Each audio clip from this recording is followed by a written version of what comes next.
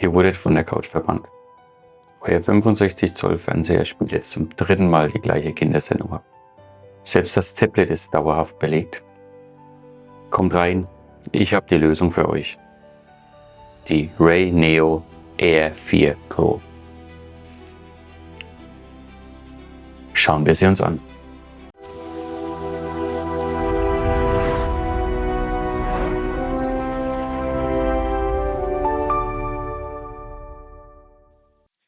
Die Ray Neo ist die weltweit erste HDR10 AR-Brille. AR-Brille bedeutet, wir haben hier zwei 0,6 Zoll große Displays integriert, die es schaffen, durch ein ausgeklügeltes System aus Spiegeln und gekrümmten Gläsern einen Bildschirm auf die Linse zu zaubern, der einer Größe von 201 Zoll aus einer Entfernung von knapp 6 Metern entspricht. Und das bei einem Bild gestochen scharf, ohne diese lästige Randunschärfe oder irgendwelche Gitter im Bild wie von früheren alten VR-Brillen. Das ist aber nicht alles. Ray Neo hat hier zusammengearbeitet mit Bang & Olufsen. Wir haben hier nicht nur ein absolut gestochen scharfes Bild, sondern einen satten Sound mit Tiefe und einem Klang, den man eigentlich nur von hochwertigen Kopfhörern kennt. Und das nicht mit In-Ears, Over-Ears oder irgendwas, was vielleicht den Tragekomfort schmälert. Wir haben hier in den Bügeln minimal integrierte Lautsprecher. Das Besondere an den Lautsprechern ist nicht nur, dass wir natürlich auch den Sound über integrierte Druckknöpfe regeln können, sondern auch, dass durch die Whispering-Funktion Menschen um uns herum gar nicht mitbekommen, was wir da überhaupt schauen. Ein cooles Feature ist übrigens auch, dass die Ray Neo nach unten ein Sichtfeld hat, sodass ihr sogar am Computer arbeiten könnt. Ihr habt eure Tastatur und eure Maus auch weiterhin im Blick. Das Bild beeindruckt, der Sound ist messerscharf. Aber was bringen uns diese Daten, wenn am Schluss der Tragekomfort nicht gegeben ist? Aber auch hier hat Ray Neo sich wirklich was einfallen lassen. Wir haben hier, ich glaube, man sieht es ganz gut, diese wechselbaren Nasenbügel. Und das sind nicht nur irgendwelche Kunststoffnasenbügel, sie sind frei schwebend und wie Luftkissen aufgebaut. Gibt es in verschiedenen Größen, wie gesagt, wechselbar, drücken 0 auf die Nase. Das Kabel wird angeschlossen im hinteren Bereich des rechten Bügels. Wenn ich die Brille jetzt aufsetze, dann läuft das Kabel hinter meinem Ohr.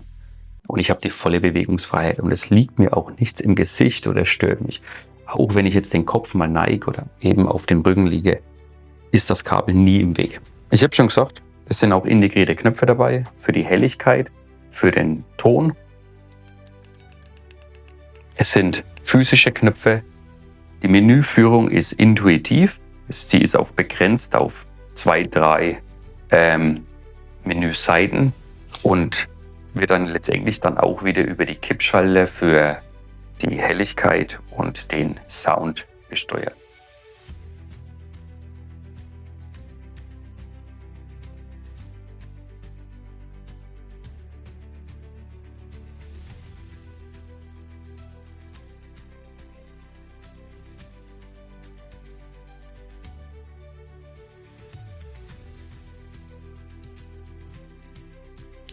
Bleibt mir nur noch das Fazit.